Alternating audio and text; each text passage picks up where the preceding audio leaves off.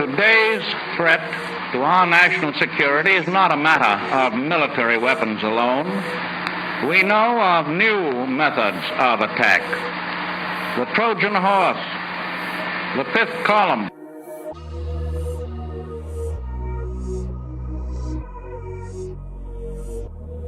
That betrays a nation unprepared for treachery.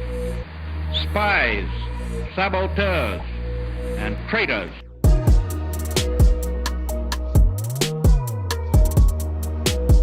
Are the actors in this new strategy. These dividing forces are undiluted poison. They must not be allowed to spread in the new world as they have in the old. Our moral and our mental defenses must be raised up as never before against those who would cast a smokescreen across our vision. The Negro Revolution is controlled by white liberals. That's the Negro Revolution is controlled by white liberals. It's controlled by the government. But the Black Revolution is controlled by God. During the pandemic, the QAnon movement appears to be gaining a lot of followers. Can you talk about what you think about that and what you have to say to people who are following this movement right now? Well, I don't know much about the movement other than I understand they like me very much, which I appreciate. But I don't know much about the movement. I have heard that it is gaining in popularity, and from what I've heard, these are people that when they watch the streets of Portland, when they watch what happened in New York City in just the last 6 or 7 months, but this was starting even 4 years ago when I came here, almost 4 years, can you believe it? These are people that don't like seeing what's going on in places like Portland and places like Chicago and New York and other cities and states. And I've heard these are people that love our country and they just don't like seeing it. So I don't know really anything about it other than they do supposedly like me, and they also would like to see problems in these areas, like especially the areas that we're talking about, go away, because there's no reason the Democrats can't run a city.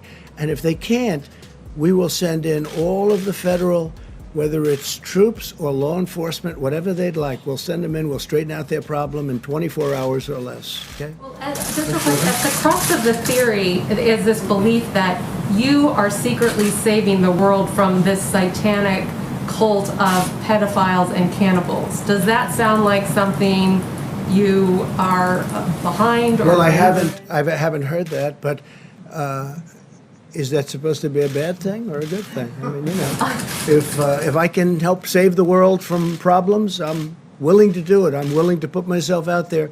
And we are, actually. We're saving the world from a radical left philosophy that will destroy this country. And when this country is gone, the rest of the world would follow.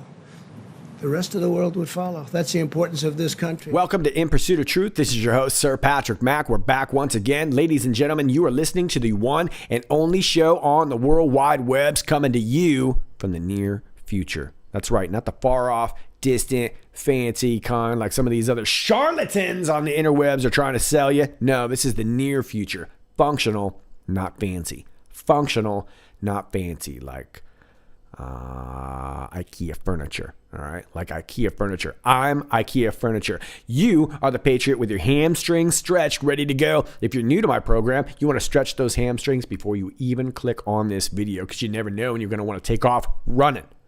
Grab your coffee or whatever it is you're drinking, fist bump your neighbor, maybe give him a little nod, maybe say something nice to him. Say, hey, I'm glad you're here today. And then your neighbor can say, wow, that's really nice of you to say. I'm also glad that you're here. And then you can gaze at each other. Not in a creepy way, but sort of maybe like an awkward way. Let's get started.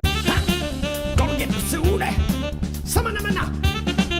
Gonna get pursued. First things first, let's start off with the hot topic that appears to be on everyone's minds. All the media platforms are reporting about it. All the White House reporters are asking about it. They've even begun to ask White House Press Secretary Machine Gun Kayleigh McEnany about it. And now they've even questioned the POTUS himself. Well, what is this divisive topic? Pray tell. Well, it's a topic that we've discussed on this channel for quite some time. A topic so divisive that yours truly can't even say it anymore. So I got to make up my own lingo. Lucky for you, I'm the lingo king. I'm the lingo kingo. So I need you to look at your screen right now because we are going to start referring to this as those guys. That's right. Once again, this we are now calling those guys. So the reporters were asking Press Secretary Kayleigh McEnany about those guys, and this is what she had to say. Yesterday, the president received a lot of criticism for comments that he made on QAnon. For many people, they're just hearing this for the first time. The Wall Street Journal this morning asking the question, what is QAnon? It describes it as a right-wing group that believes President Trump is under assault by Satan worshipers, has made its way from social media into U.S. politics. Forbes says as of today, the president has retweeted 4 congressional candidates who have promoted their conspiracy theory. Ari Fleischer this morning saying that the president would be better off denouncing QAnon. They're a bunch of wackadoodles. Both parties have nutty fringe groups. The USA does best when leaders in both parties can keep the sentiments of those people on the fringes.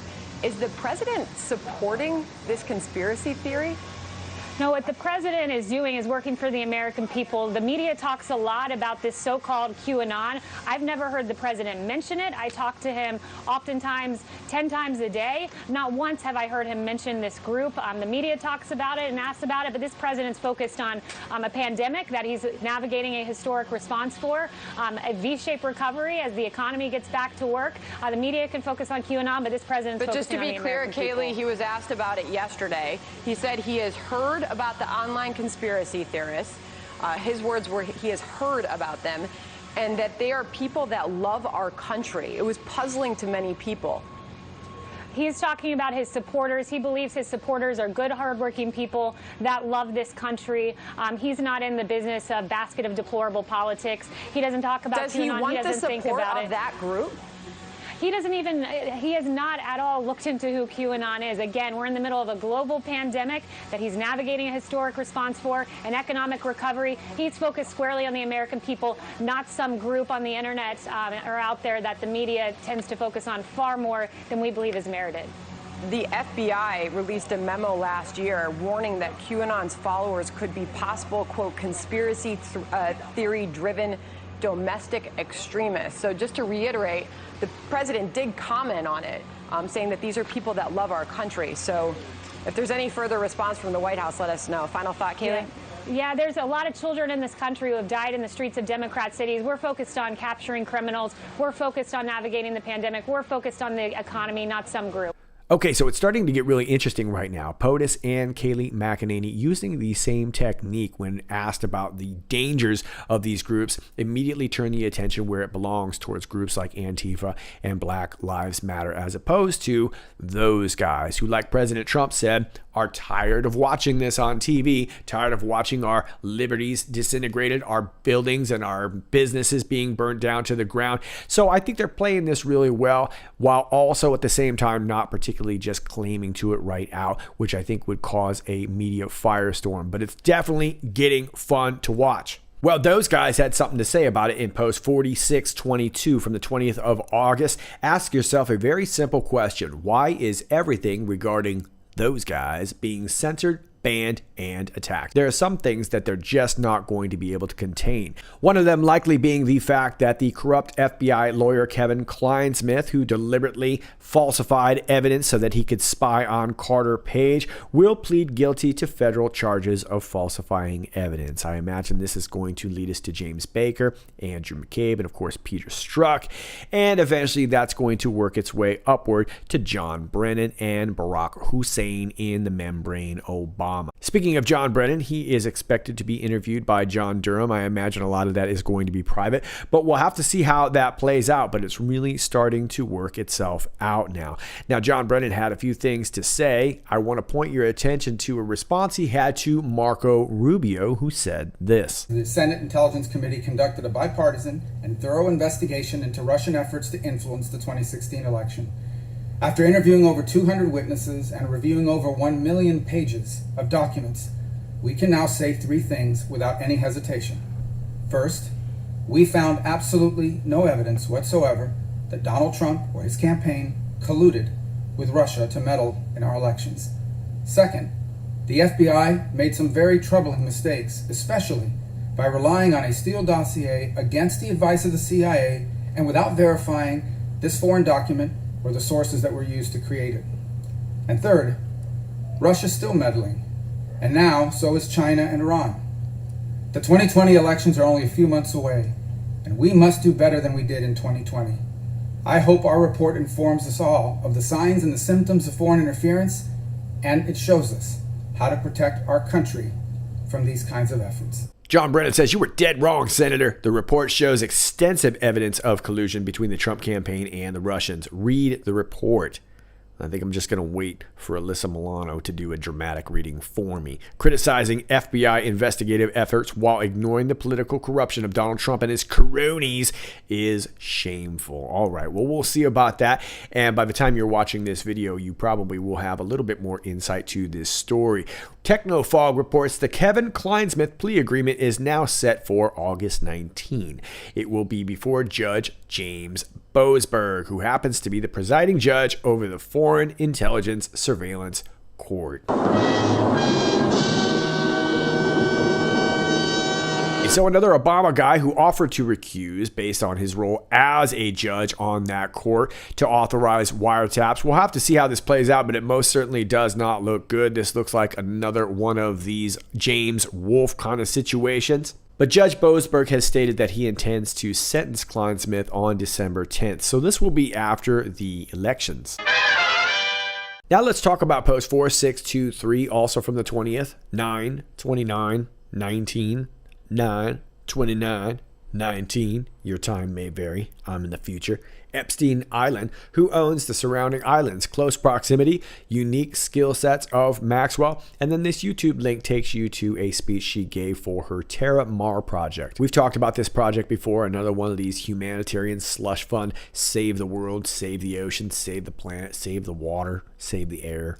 Don't save the kids. Don't bother with the kids. Save everything else but the children. We talked about this, and this is actually the project where she met Scott Borgerson, this rumored husband/boyfriend. We're not sure, but she was staying at his place while she was in quote-unquote hiding. And he's big time in the shipping world too, being the CEO of Cargo Metrics. We talk a lot about him in my video entitled Major Issues from July 20th if you want to know more about him. But that was the project, and she speaks about how she learned to become a submarine pilot. Unusual? Yeah, I'd say so. Helicopter pilot? What benefit might that serve? Well, I suppose if you've got a network of islands in the area, that's a great way to get around, either by helicopter or submarine. And if you're getting by submarine, I'm sure you could probably sneak things. Could be drugs, could be guns, could be children, could be a lot of things, right? Could be a number of things, but I'm sure many of them aren't very good. Otherwise, you would just go ahead and do it topside. So here's a little chart for you. You can pretend that you're all sciencey, impress your friends, I guess. We're not going to cover all these names. I want to thank, I don't know how to say this name, Mareq. Could be Marek. It could be Marek. It could be Mareq. It could be Mare Q. It could be Mark. Thanks, Mark. Notable owners and their islands. You can see top center there, Tyler Perry, big time actor, producer, was wrapped up with Oprah for a while. They've since had a falling out, but he is really, really big time. We talk a little bit about him in my Weatherman Part 2 series. We're not going to cover all these names because I think you get the idea. A lot of these people are some really wealthy people. Top right there, Michael Dingman, Allied Signal, big time defense contracts, space contracts, things like that. David Copperfield on the right, celebrity magician. I wonder what disappears out there, David. Down at the bottom, Faith Hill and Tim McGraw, country music artists. They sing country music. If you're like, what country, Patrick? And I say the USA. They sing USA music. And then on the left, everybody knows Johnny Depp. He used to make movies. Now he just argues with his girlfriend about a lot of money. And this one right here says you. And when they say you, they don't mean me, they mean you. I don't own an island. Maybe you do, creep. All right, I don't own one. If I did, I would just have like a sanctuary for puffins and dogs and puffins. Unless dogs eat puffins, but I'd just make a rule saying that wasn't allowed. It's my island. Just as long as the puffins aren't talking their crap or whatever. But let's cruise through a few of these that were provided over there on the research board. Robbins Island. This is actually off of New York. $11 million. Owner, Lewis Moore Bacon. You know, right off the bat, sounds like a guy I might be able to get on with. Who knows? Just wants to preserve the island's natural habitat. Mago Island location, Fiji, cost $15 million. Owner, Mel Gibson. You might be familiar with him, kind of an up-and-coming actor, if you will. And then these are all named K or Key. I pronounce it K. I know it's supposed to be pronounced Key, but I say K. I say, what are you going to do about it? Huh? What are you going to do about it? You're going to sit there and listen to me say it wrong. Blackador, K, with an E on it. Maybe it's an A. Maybe it's an A. Owner, Leonardo DiCaprio. The Titanic star purchased an island named Blackador K in Belize. The purchase was done in 2005 for $1.7 million. And then there's Leap K. Owner, Nicolas Cage. You might have heard of him. Raising Arizona. And then I guess like other movies after that. Goat K, terrible name. Owner, Faith Hill and Tim McGraw. Remember, they sing the country music. And then you've got Breck Chew. When you say that, then the other person says, "Oh, God bless you," and then we all have a laugh. Owner, David and Frederick Barclay. And here's a few more. Little Halls Pond K. Owner, Johnny Depp. Like I said, he's in a lot of trouble these days with his girlfriend, arguing over a bunch of money, but he's been talking about that island for a long time, and he's done a lot of developing on that island for quite some time. And then you have The World owner, Michael Schumacher. The World is a man-made island located off the coast of the UAE. Yeah, this is near Dubai, and this was supposed to be a really big-time project. It was supposed to resemble the world, but it was a series of little islands, and they were man-made, and I think all they really ended up doing was messing up the sea life out there. But it turned out to be a massive financial fail. And then you have Mosquito Island, which, you know, to be honest with you, that would probably be my least favorite island. Richard Branson owns that place. He owns Virgin, which is a strange title for a guy who owns an island near Epstein. Next story is to Politico and is the link from Post 4624. Lobbyists bought tropical land from Biden's brother.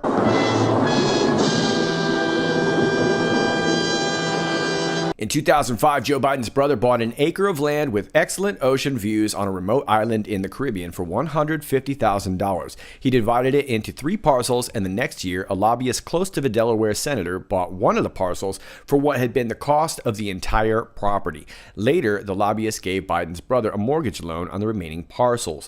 The Virgin Islands land deal, reported here for the first time, furthers a pattern in which members of the Biden family have engaged in financial dealings with people with an interest in influencing the former vice president. In this case, a Biden staffer left the Senate in the early 90s to become a lobbyist. Both before and after the land transaction, his clients benefited from Biden's support and appropriations requests, which is odd because he's a Democrat. It's not supposed to appropriate stuff. A firm the lobbyist co-founded, which features a testimonial from Biden praising his emotional investment in his work on its website, specializes in federal contracts for niche law enforcement and national security programs for which Biden long advocated. After the land deal, Joe Biden vacationed elsewhere on the tiny island, which once protected a nearby submarine base before it became a tropical getaway on at least 3 occasions. The property itself has remained vacant and undeveloped. It is not clear why the lobbyist Scott Green purchased the parcel from Biden's brother James, or why James Biden later went to the lobbyist for a loan rather than to a bank. An easement James Biden obtained granting road access to the land before selling it to Green may have made the land more valuable, but it is unclear whether the dramatically higher price Green paid for his parcel reflected its true value. The terms of the loan were not disclosed in property records. All right, so let me skip you down to the island info. Water Island is a 500-acre spit of land in the U.S. Virgin Islands. The Department of Defense purchased the island from a Danish company during World War II, using it to protect a submarine base on nearby St. Thomas. Since then, it has become an under-the-radar tropical getaway, dotted with several dozen homes where the largest beachfront estates can fetch north of $1 million. Okay, well, we've seen what happens with some of these under-the-radar tropical getaway homes, right? In May 2005, James Biden and his wife, Sarah, purchased a 1-acre 4-acre plot of land in the middle of the island, according to property records. Tax records describe the view from the property as excellent. The price, $150,000. Okay, so it sounds like they got a pretty good deal and they were getting easements on this land so that they can kind of travel wherever. The price, again, was $150,000. In effect, James and Sarah Biden had gotten their money back while keeping most of the land, recouping their investment in just 12 months. Land value can fluctuate, making it difficult to assess whether such a dramatic increase in land price was reasonable. An easement can make land more valuable depending on how costly the easement was and how difficult it was to obtain. Okay, now I'm skipping you down even further. It looks like obtaining some of these easements was relatively cheap for them. A tax bill from 2006 lists the assessed value of Green's parcel at $87,000, but tax records indicate the bill was rescinded. Subsequent tax bills list the assessed value of Green's plots at just $38,000, a quarter of the $150,000 purchase price, until 2013 when it jumped to $83,700. Typically, land sells for more than its assessed value. A person answering the phone at John Foster Real Estate, a local realtor, identified Chuck Gidley as the agent listed on the original 2005 transaction. Now a little bit about this guy, Scott Green. Scott Green's career has been tied to Joe Biden's from his days as a member of Biden's Senate staff to his work as a lobbyist on projects of special interest to Biden. As a young man, Green played linebacker for the University of Delaware football team, overlapping at the school with James Biden for a few semesters, and graduated in 1973. He is best known for his work as an NFL referee, having led the officiating crew at Super Bowl 44 in 2010. He is currently listed as the executive director of the NFL Referees Association, which acts as a bargaining representative in labor negotiations. At the same time, Green has led a parallel career in Washington. After working as a probation officer after college, Green accepted an offer from Biden in the early 1980s for a job on the Senate Judiciary Committee, where he worked for a decade in roles that included staff assistant and senior advisor. Skipping you down a little further, he founded this group in 1994 known as the Lafayette Group. Lafayette Group's government contracting business extended into the Obama years, as did Green's ties to Joe Biden. Government data shows tens of millions of dollars in contract awards to the firm from federal agencies over the course of the Obama administration. If Joe Biden knew of his brother's dealings, he should have stopped allowing Green to lobby him or his staff, according to Richard Painter, a former chief White House ethics lawyer in the George W. Bush's administration, who recently became a Democrat. It goes on to say that Green was listed on the White House visitor logs back in 2010. Among Lafayette Group's biggest single days for government business during the Obama years was April 11, 2010, when records show it received 2 awards from the Federal Emergency Management Agency, worth a total of $5.8 million as a subcontractor to Booz Allen Hamilton. Does that name sound familiar to you, ladies and gentlemen? It should. Lafayette Group was charged with providing support for the Office of Emergency Communications contract, developing communication strategies, according to a description of the award. There is no indication that Biden played a role in the awarding of the contract. On April 14th of that year, Green and his wife gave James and Sarah Biden a $133,300 mortgage on their remaining Water Island real estate, according to property records. Okay, so this is where it gets a little bit sketchy here. You have to think these people are in control of the islands. They're in control of the waterways around the islands, the shipping that's going in and out of these islands, the travel that's going on, as well as being able to pilot helicopters and submarines in the area. So you can imagine what's going on. So of course they're going to need their own network. From 2012 to 2018, according to Lafayette Group's firm history, it received contracts tied to at least one government program championed by Biden, the Nationwide Public Safety Broadband Network. Yikes. The network, which set aside broadband internet spectrum for first responders, was proposed following the September 11, 2001 terrorist attack to improve emergency communications in the event of disaster, and endorsed by the 9/11 Commission. Among the biggest proponents of creating the network was the Major Cities Chiefs Association, a police association that hired Green as a lobbyist in 2007 and was represented by Lafayette Group until December 6, 2019. Okay, so it sounds like everybody was scratching each other's backs in order to set up this network. And I'm sure once this network was set up, only so many people were allowed to access certain parts of this network. And this was called the Nationwide Public Safety Broadband Network. And knowing what we know about some of these names, it's probably nationwide, but it most certainly isn't safe for the public. Okay, so I think you see the bigger picture here, whether it's Water Island, Epstein Island, or one of these many islands, all owned by these really wealthy people who can afford just about whatever they want. And they're operating their own helicopters, they're operating their own submarines, and they're on islands like this, especially this one here, which had an old sub base on it. It also hosted Fort Cigar, which is partly still there, an underground fort partially constructed by the U.S. during World War II. And you can imagine that an island like this being in the hands of a family like the Maxwells would be something rather severe. They're not just interested in money. This is about really blackmailing anybody in the entire world. And so they're going to run with some heavy amounts of security, and these kinds of people can afford their own militias. Not saying that they're all running their own militias, but you could see the possibility of this happening, especially when you start talking about people like Ghislaine Maxwell, Jeffrey Epstein. And then, of course, you've got the wealthy people like the Bill Gates of the world, the Richard Bransons of the world, and these actors and whatnot. But I think you see the big point here. Pretty much all the commerce, all the security, and whatever's going on underneath is all being done without our knowledge. One more thing I want to mention about Water Island back in the day. This would have been before the late 90s when the Department of the Interior started transferring land to these residential holders. They were essentially leaseholders. But before that, it looks like they were doing a lot of chemical warfare testing here, and that was bothering a lot of the locals as well. This would have been pre-Agent Orange, so likely things like mustard gas and the likes. But either way, I'm sure that damaged a lot of land. And of course, knowing what we know about people like Bill Gates, Jeffrey Epstein, although they didn't particularly own this island, we do know that they have a real interest in chemicals. 4625, we see the panic in DC movie poster that says in theaters now. They never thought she would lose. And I want to point out that in the background we see some redacted lines to a particular document. Could it be pertinent? Could be. Who knows?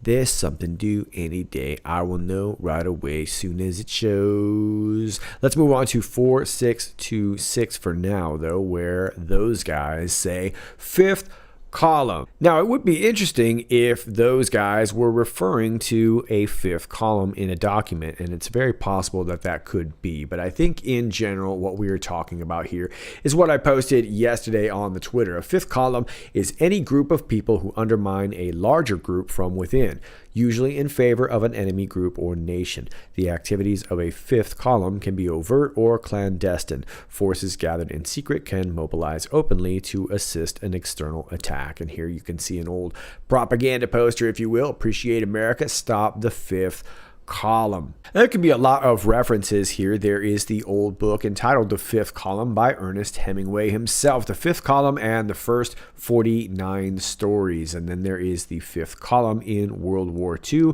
written by Robert Leffel. And then we have a more recent book, The Fifth Column by Andrew Gross. So is this a reference to one of those books?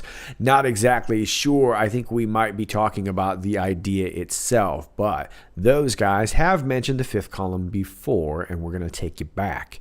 Yeah.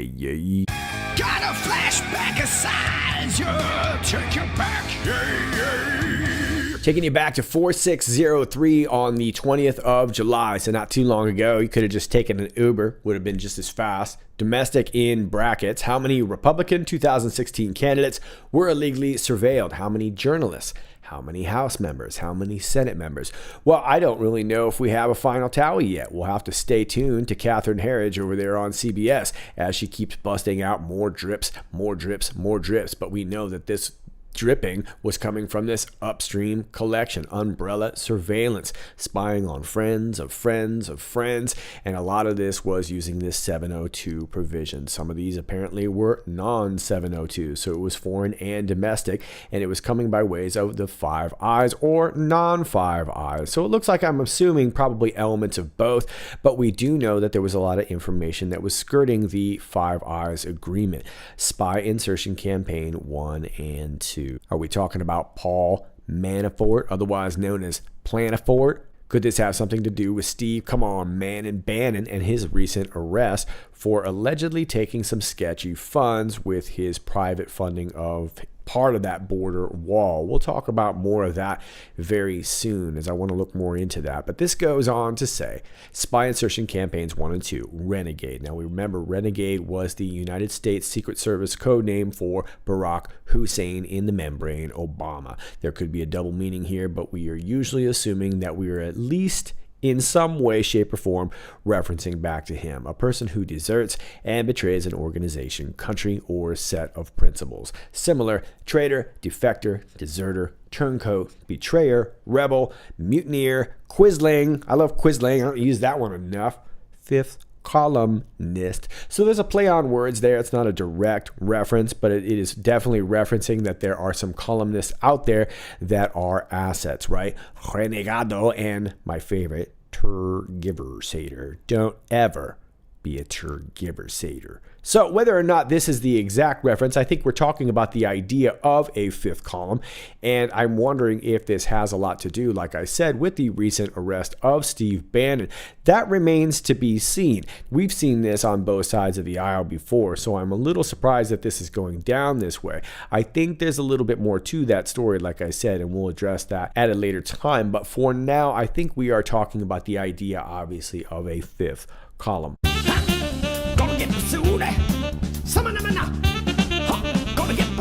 Like I just mentioned, Steve Bannon arrested. I want to talk about this story from the AP real quick, as well as Bannon's arrest, and I want to show you a quick video that I thought was pretty interesting. This is from the AP a couple hours ago. Bannon's Chinese host, an irritant to Communist Party. It's only a game.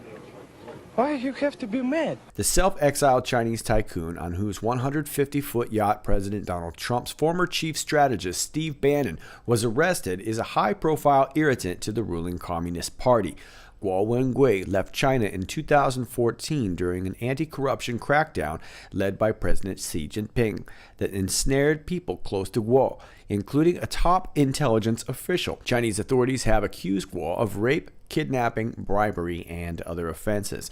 A former civil servant turned real estate developer, Guo has rankled the ruling party by launching accusations of corruption on social media. From his base in a Manhattan luxury apartment, he has been especially critical of Vice President Wang Qishan, a key ally and key figure in the party's anti-corruption drive. Bannon, who was arrested on Thursday, was charged along with 3 others with defrauding online donors in the name of helping build Trump's southern border wall. Bannon pleaded not guilty at a hearing Thursday in Manhattan. In June, Guo and Bannon announced the founding of the Federal State of New China, an initiative to overthrow the Chinese government. Guo, also known as Miles Kwok, was one of China's richest business people, with a fortune estimated by Forbes magazine at $1.1 billion in 2015. His most prominent asset was Pangu Plaza, an office and hotel complex overlooking Beijing's Olympic Stadium. You may remember all these buildings that they built for the Olympics a few years back. It was more than a few years back at this point. But it was a big deal. They made this big bird's nest looking stadium, and they had a really cool cube pool, and it was really neat. But if you go there shortly after the Olympics, you'll know that there's no village there, there's no commerce there, there's no restaurants there. There wasn't really much of anything there other than a few offices, and one of them belonged to Miles Kwok. Gonna skip you down to the bottom of the article, but it goes on to talk about how Guo has had his assets frozen. Nobody really knows how much he has, but I'm sure he has a lot tucked away. He's a very public figure, so I'm sure he's somebody who's thought of that ahead of time. And I find it very interesting that he's linking up with Bannon. It really shouldn't surprise anybody if you think about it. They're kind of a modern day Crockett and Tubbs, if you remember the old school Miami Vice, right? They're Crockett and Tubbs out there floating on their boat, looking sweet, wearing dope ass suits. Maybe they're not wearing socks. I think you should wear socks with a suit personally, but that's just me. However, I will say that Guo wears some banging suits. Don't hate on his suits, because the suits are banging and they're straight up legit. But in 2017, he applied for asylum in the United States, and then shortly after that is when Beijing actually wanted to go and issue a red notice on him asking to arrest him. And so now he's floating out there on his boat, hanging out in Manhattan and kind of waiting through the whole process of seeing whether or not he's going to get this application for asylum pushed through. In the first criminal proceeding stemming from accusations against Guo and his companies, 3 employees were sentenced to prison in 2017 on charges that carried out Guo's orders to falsify financial documents in order to obtain loans from a state bank. The official Xinhua news agency and other Guo-related businesses were suspected of bribery, embezzlement, illegal detention, and forced transactions. The former deputy chief of the Chinese intelligence agency, Ma Jian, was convicted in December 2018 of taking bribes to help Guo. The charges included conspiring to blackmail a Beijing city official who blocked the Guo development project. In 2017, Chinese developer Soho sued Guo in New York after he accused the company of improperly obtaining regulatory changes to boost the value of its properties. Guo countersued. Soho dropped its complaint in 2018. A judge dismissed Guo's suit the following year. Filed by a Chinese woman in New York, accused Guo of raping her and holding her prisoner for 3 years after hiring her as his assistant. Guo denied the allegations. For everybody in mainland China, I would say you have to be very careful and you have to keep safe. Remember, the liberation of the Chinese people, we need a healthy, robust Chinese people when the CCP collapses. And the CCP are devils. You know, we know what they're going to do to people that want their freedom. So I think, number one, you have many, many brave Chinese on the outside and many, many people throughout the world who love the Chinese people are prepared to assist. And we have the freedom out here to do that. Although many of the brave Chinese people overseas are under pressure because of their families in mainland China. I think the number one thing that people in mainland China can do is join the whistleblower movement, is get information out through the firewall to the new federal state of China and whistleblowers, like what Miles Guo has set up in the whistleblowers movement, Rule of Law Society, Rule of Law Foundation, and others, as you've now seen, have been introduced to people in the new federal state of China. Get information out. The more the whistleblower movement is successful, the governments of the world are not going to be able to sit there and count the CCP as a legitimate government. So number one is join the whistleblower movement, but do it below surface so that you can't be attacked, you can't be put in prison, you can't be beat up, you can't be tortured, and your property can't be taken. So number one, your safety, but join the whistleblower movement. Number two is to do everything you possibly can to break the firewall and get as much information as possible coming from outside, from organizations like G News and GTV and other organizations, and particularly learn as much as you can about the new federal state of China. If you do that, that is the basis of making a dictatorship collapse, and people understand the enormous pressure, the enormous risk, the enormous agony that you're under. So we appreciate that, but I think join the whistleblower movement. So there you have it. And as always with Steve Bannon, I tend to take a wait and see approach, as I'm not really sure what to think of this just yet. And we're going to have some more details unfolding probably pretty soon with this. He is innocent until proven guilty. If he is indeed defrauding people, he needs to be held responsible. I only wish we would hold the other side for doing the exact same thing as this. But this is also going to involve Eric Prince. I wouldn't be surprised if they're going to try and go after him as well. So we'll have to see how this shakes out, because like I said, it's a developing story. But just like Wall, Steve Bannon is an agitator, and I think this is the time to be agitating. After all, China, Russia, Ukraine, you name it, they're all agitating the United States right before the elections. And it looks like China right now is a bit of a cornered animal themselves. They have a lot of pressure. This Three Gorges Dam situation is still not going away. Now, right now, their emergency level is classified as a level 2, level 1 being the worst, but they have had to destroy a lot of farmland, and this is going to affect affect the world food supply. As a matter of fact, nearly 50% of their agriculturally developed lands along the Yangtze, which is a big part of the world's food supply. So this is a very big deal. Much of that is under 9 feet of water. So you can imagine the pressure that's going on. And this Three Gorges Dam situation isn't going away. It's continuing to rain. Engineers believe that this dam could indeed collapse, and if so, that could lead to millions of deaths, and that's a terrible situation. So this is a big deal, and like I said, like a cornered animal, China may be forced to make a move. Now, we've seen delegations being sent over to Taiwan, which implies that we are either prepping them for a response. I think Taiwan is feeling more emboldened. I think they also know exactly what they would do if indeed provoked. They would probably go straight for the dam, but I wouldn't want to predict that for them.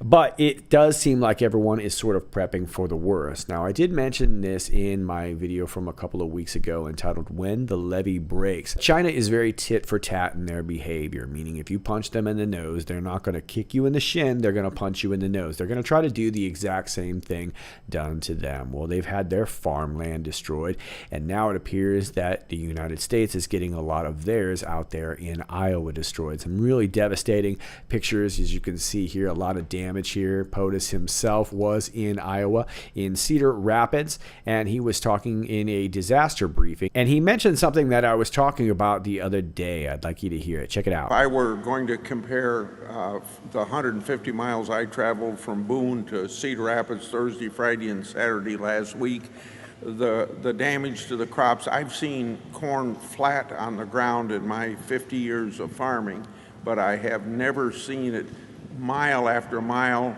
and